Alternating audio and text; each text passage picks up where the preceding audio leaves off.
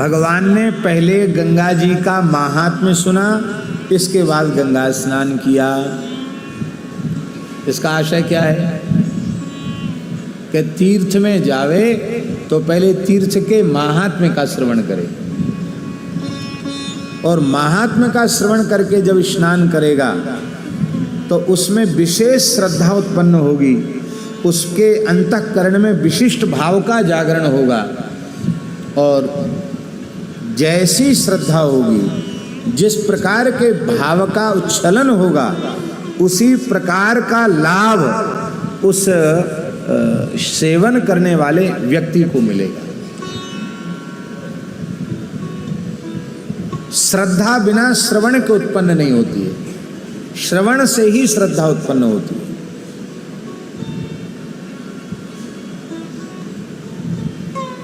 श्रद्धा जगेगी कैसे? सुनोगे नहीं तो श्रद्धा है। हाँ, शुश्रूषो श्रद्धादान से वासुदेव कथा रुचि। कितनी बढ़िया बात झाजी ने कही, शुश्रूषो। श्रद्धा तभी उत्पन्न होगी जब श्रवण की इच्छा होगी, बिना सुने नहीं। इसलिए हमारे यहाँ सब जगह पहले महात्म्य श्रवण की बात आई। धाम में आओ तो धाम का महात्म्य आप खूब जानते हैं, किसी मंदिर का इतिहास और महत्व, लेकिन उत्तम पक्ष ये है कि तीर्थ में गए तो वहाँ के पुजारी पंडा को प्रणामी दी, श्रद्धा पूर्वक चरणों में प्रणाम किया और हाथ जोड़कर कहा, महाराज यहाँ ये भगवान कैसे विराजे, इस मंदिर का कोई इतिहास हो, इसका कोई महात्म्य हो तो आप कृपा करके बताओ। इसके बाद तो विशेष भाव का जागरण। अभी श्री चैतन्य महाप्रभु जी के चरित्र में क्या देखें, जहाँ जहाँ महाप्रभु जी जाते हैं सब जगह तीर्थ पुरोहितों को वंदन करते, प्रणाम करते हैं और उनसे महात्म्य का श्रवण करते हैं, महात्म्य सुनना चाहते हैं।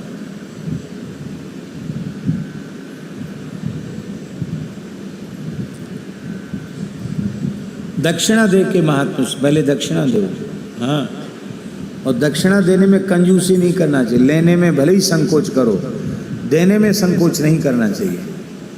ये ब्राह्मण इतने उदार होते हैं, इनको क्या दे सकते हैं हम, थोड़ा कुछ भी दे दो तो इतने से ही वे प्रसन्न होकर आशीर्वादों की झड़ी लगा देते हैं।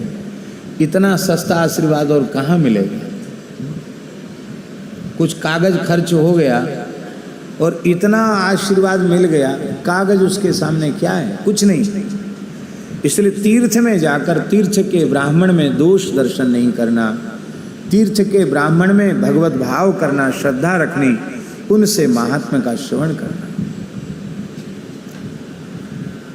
महाराज जी को हमने देखा, पूज्य गुरुदेव भक्तमाली जी को, अयोध्या जी गए, सरयू स्नान किया, हमको दक्षिणा दी अपने गमछा में से खोल के, बोले यहाँ जितने ब्राह्मण हैं सबको दक्षिणा दो, प्रणाम करो,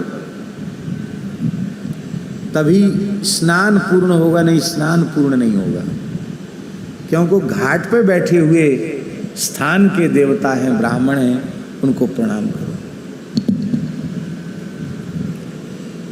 तो उन्होंने जैसा सिखाया वो स्वभाव में आ गया। कहीं जाओ तो पहले ब्राह्मणों को सत्कार करो, स्नान करो, ब्राह्मणों का सत्कार करो, इसके बाद वहाँ से मन में प्रसन्नता होती। माई मेरे श्याम